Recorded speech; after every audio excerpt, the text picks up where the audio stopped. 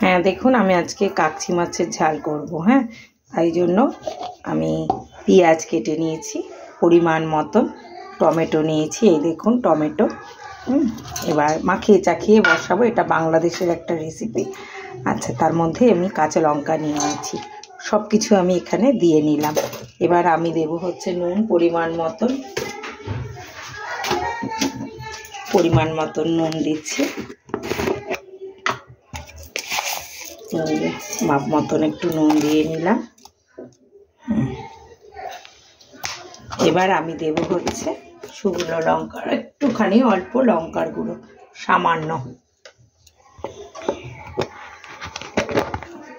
সামান্য লঙ্কার গুঁড়ো দেব। এই দেখুন, একটু কালারের জন্য দিলাম এটা। এবার আমি মাছগুলো দিয়ে দেব। এই যে আমার মাছটা আমি দিয়ে দেব এর মধ্যে। এই দেখুন মাছ দিচ্ছি।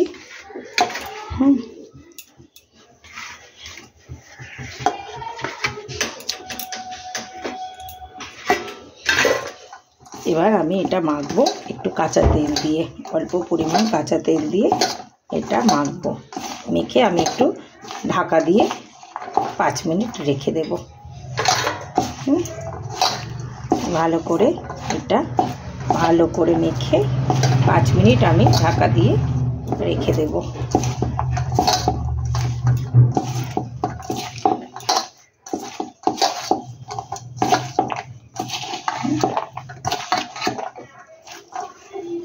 এই যে আমার মাখা হয়ে গেল। এবার আমি একটুখানি সামান্য সর্ষে তেল দেব এর মধ্যে, সামান্য সর্ষে তেল দিয়ে দিচ্ছি। দেখুন সর্ষে তেল দিয়ে দিলাম অল্প করে।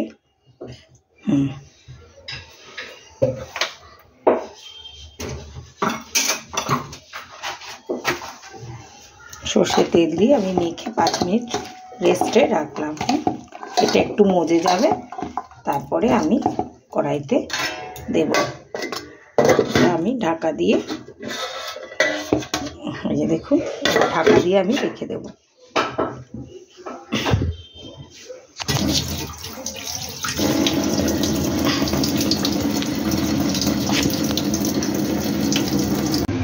তেল গরম হয়ে এসছে দেখুন।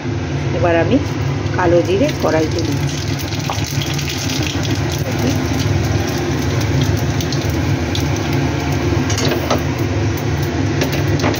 একটু ঘুরিয়ে নিলাম চারি সাইডে যাতে মাছগুলো না লেগে যায়। এবার আমি মাছগুলো দিতে থাকলাম, যেটা মাখানো আছে আমার সব দিলাম। দিয়ে আমি জল দেবো না এটাতে, এই মাছটা জল লাগে না দিতে। আমি এটাই এবার গ্যাস একটু কম করে, গ্যাস কম করে দেবো, দিয়ে ঢাকা দিয়ে রাখবো।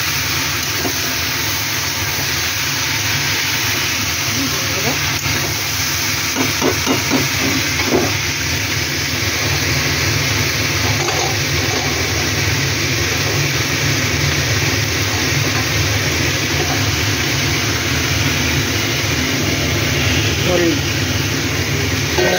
জল, তেল সব দিয়ে দিলাম। এবার এটা আমি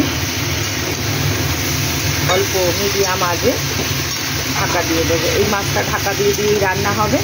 হ্যাঁ, এর মধ্যে কোনো কিছু আর মশলা পড়বে না। নামানোর আগে আমি একটু জিরে দেব। এখন এটা হতে থাকবে, আমি ঢাকা দিয়ে রাখছি। একটু গ্যাসটা কমিয়ে দিয়ে মিডিয়াম আঁচে গ্যাসটা রাখবেন, খুব হাই ফ্লেম দেবেন না। এবার আমি এটা ঢাকা দিয়ে দিলাম।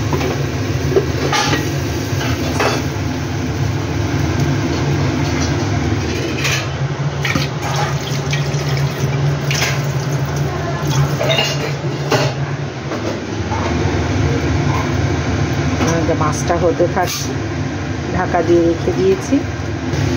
হ্যাঁ দেখুন আমার এই পর্যায়ে এসে গেছে মাছের তরকারিটা রান্না। হ্যাঁ, এবার আমি একটু ভেজে রাখা জিরের গুঁড়ো ওপর দিয়ে ছড়িয়ে দেব।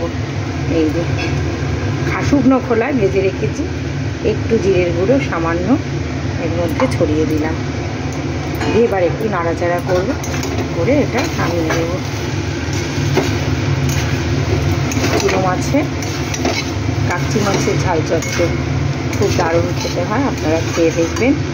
ভালো লাগলে কমেন্ট করবেন, একটা সাবস্ক্রাইব দেবেন।